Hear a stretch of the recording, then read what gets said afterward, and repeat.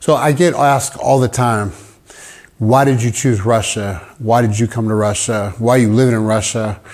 You could be anywhere in the world. And so there's quite a few reasons why I've chosen Russia.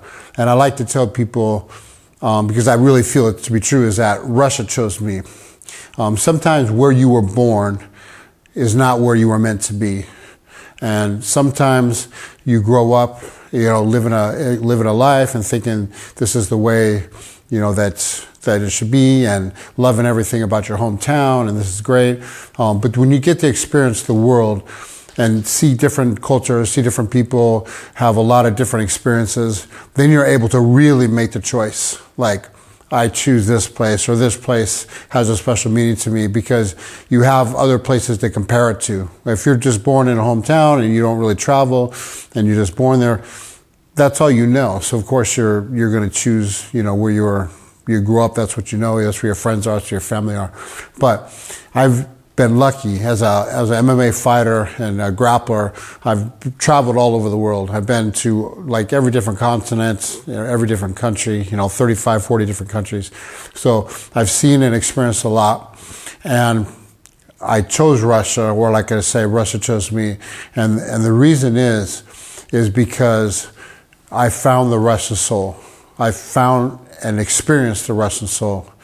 And this place has a lot of meaning to me. So before, honestly, I had a good setup. Mr. Putin gave me the Russian passport, and I was very happy with this.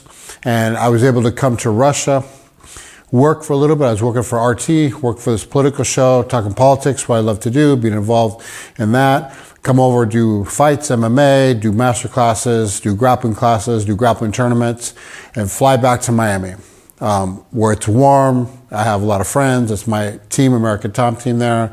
I have a daughter in Miami. I have 2 older kids in the United States. So for me, it was like really the best setup.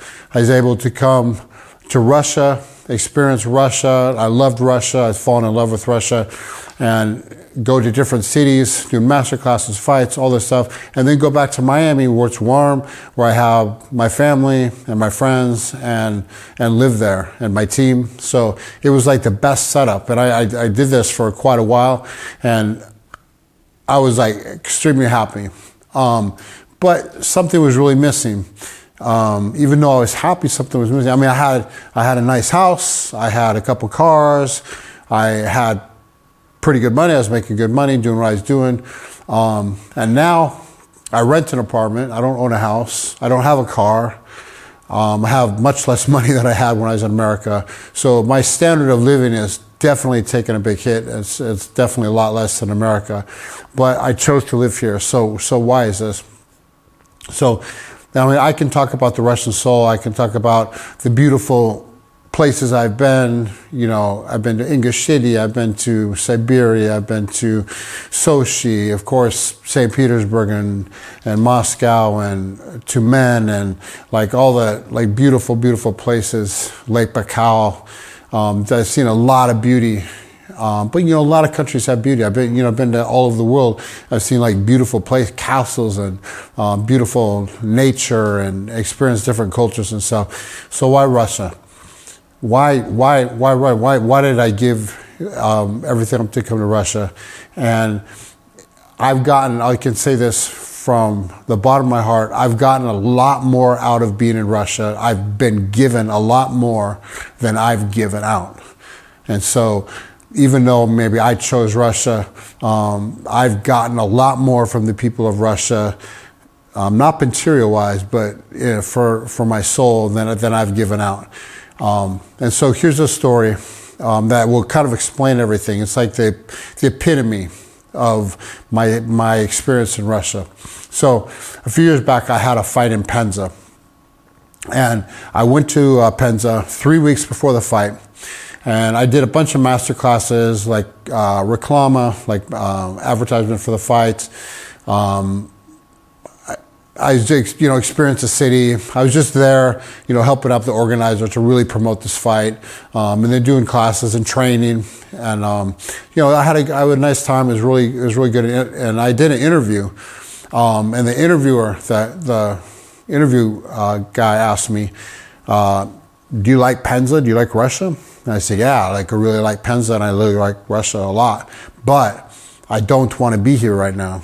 I don't want to be here. I want to be back in America. I want to be back in my hometown in Seattle because my mother is very, very sick. She has cancer and the doctor says she hasn't very long to live.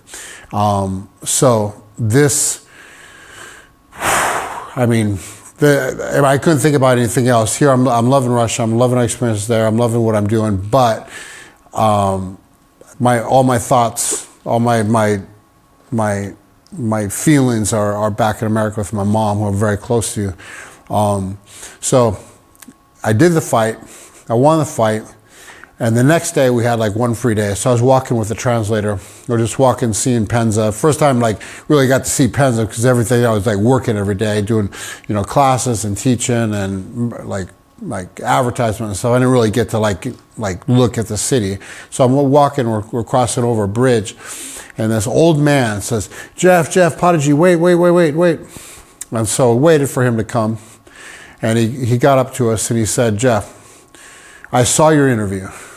I saw your interview a week ago, and I've been trying to find you. But I found out what hotel you're staying at, but they wouldn't give me a room number. And so I've been waiting for you in the lobby, but I've been trying really hard to get to you. So he put a lot of effort into trying to find me. So he said, I'm a craftsman, and I made this craft. He goes, I made this gift, and it's Mother Mary and baby Jesus, and I've crafted this in glass, and beautiful icon, beautiful. He said, I made this myself, and you're not going to understand this, but I love your mother. I love you. Russia loves your mother. And this gift is from me, from Russia, with love for your mother. And tell her, God bless her. And he gave me this gift, and I had tears in my eyes. And this man had tears in his eyes too. Not only the effort to make this, he didn't know me. He knew who I was. He didn't know me. He definitely didn't know who my mother was. And he went through all this effort, not only to make this gift, but to make sure that I got it. I mean, he was coming every day, going to the hotel, ask where I was. And finally, the day after the fight, he went to the fight as well, but he obviously, he wasn't able to see me. They don't let the fans back.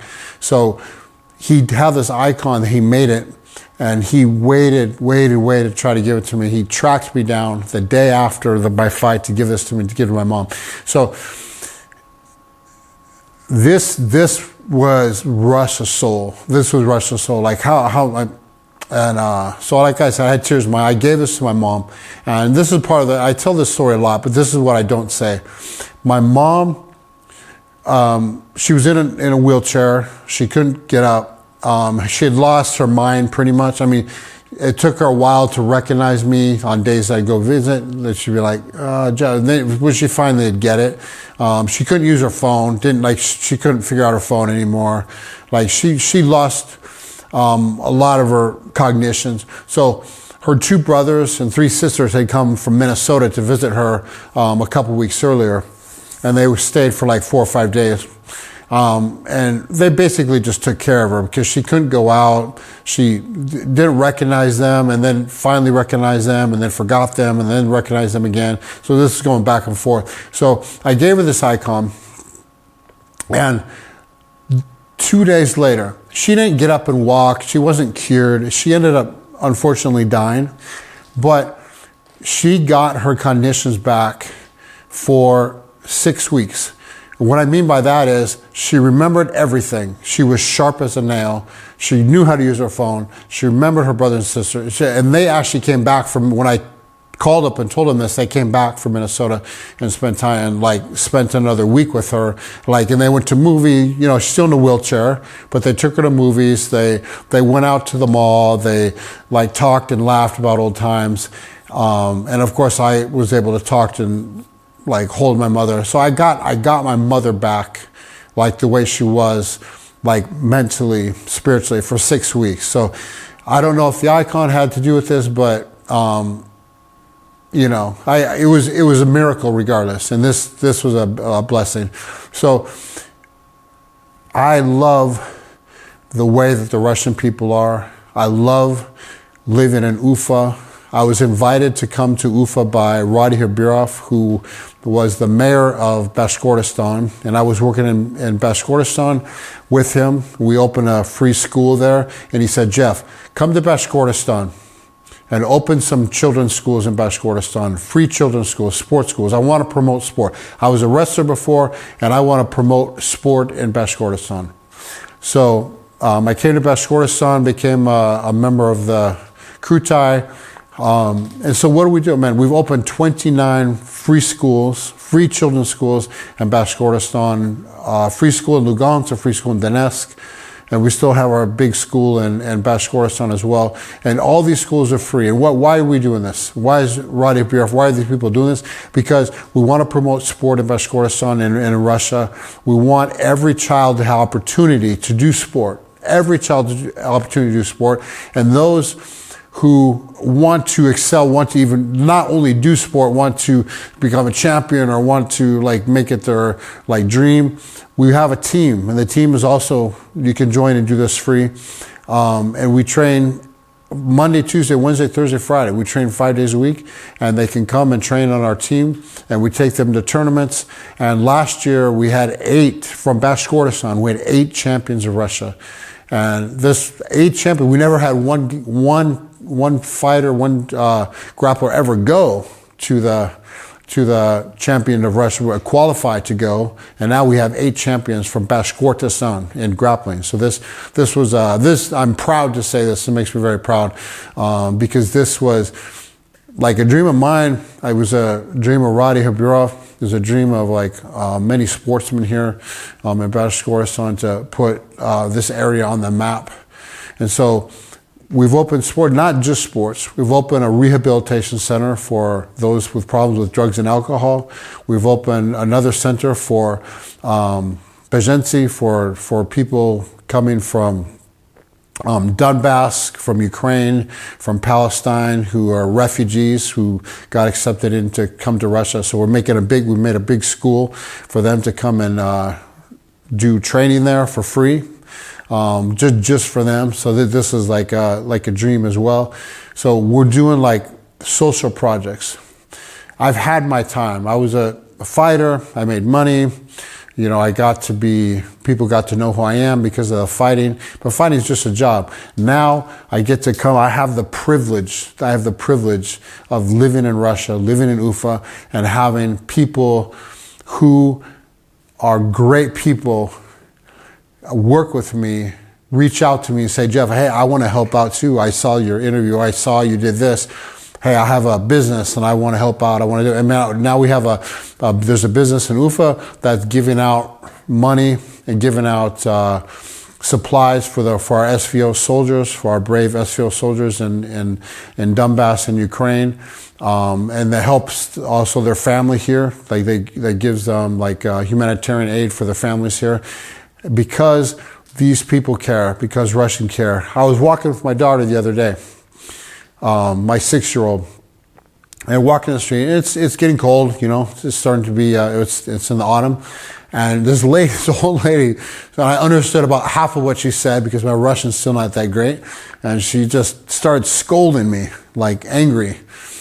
And I was like, whoa, and I understood that she was angry because she didn't think I dressed my daughter warm enough for walking at night, which we walk almost every night, or gulat. And she said, you got to dress your daughter better than this. You got to be a better dad than this. And I was not offended. As a matter of fact, it made me feel happy that people care that much. She didn't know who I was. She didn't obviously know who my daughter was, but she cared about this child, this 6-year-old kid that she had never met before, enough to like not care about social like constructs or what's the right thing to do, and said, you know what, I care about your daughter, so please start dressing her more warm at night when you take her for walks. So this is just like a microcosm of of what I feel here. There's so many good people here in Russia and in Ufa and Bashkortostan where I'm living now. So many great people. And all these projects I talk about, I see this stuff every day. I see these great people that I work with. I see these people that like want to do stuff for no money, not for popularity, not for the media. They do it behind the scenes. There's other deputies that have come to me and offered their help or using their facility that are great people, and they do this just because they care about people. They care about Russia. They care about the people who live in Russia. They care about Bashkortostan, and I feel blessed. I feel like I've been given the best job in the world. And what is my job exactly? Is to get these people who want to help other people in Russia, who want to help Russians because Russians care about one another, get these people together and on the same, like, hey, this guy wants to help, this woman wants to help, this person wants to help, get them together, and they get together and we do something great. We open a big center. We open a rehabilitation center. We're remodeling now a rehabilitation center that was about to be torn down, but now they're re-renovating it and making it into like a bigger, better place, and also the sports hall that's connected to it. And this is all for free. And a little detail about this center, this rehabilitation center, it's old. And we went in, and a journalist 3 days ago walked in with me and he's doing a documentary, and he commented, he said, you know, do you think this place is dead? Because there's all these photos of Lenin, all this like SSSR stuff, all these old books, all these remnants, but this died. This USSR, SSSR, this died, you know, and this story is past, and this like has no relevance anymore. And I said, you know what? That's not true, because these people who work here have kept this alive. Yes, Lenin is dead. Yes, these are old history and it's nostalgic, but it still has meaning. Why does it have meaning? Because these people are taking in people who are pensioners for no money, doing them dance classes, taking in people who are pensioners, helping them like do rehabilitation, physical rehabilitation, taking them for walks. They're taking invalid kids and doing activities with them. They're taking kids in gymnastics and everything, all for free, all for no money. They're teaching kids how to do crafts. They're teaching older people like pensioners how to have cooking classes so they can care for themselves, all for free. These people have kept socialism alive. So all these pictures of Lenin and all this like nostalgic stuff is not dead at all. In fact, it's living, it's alive,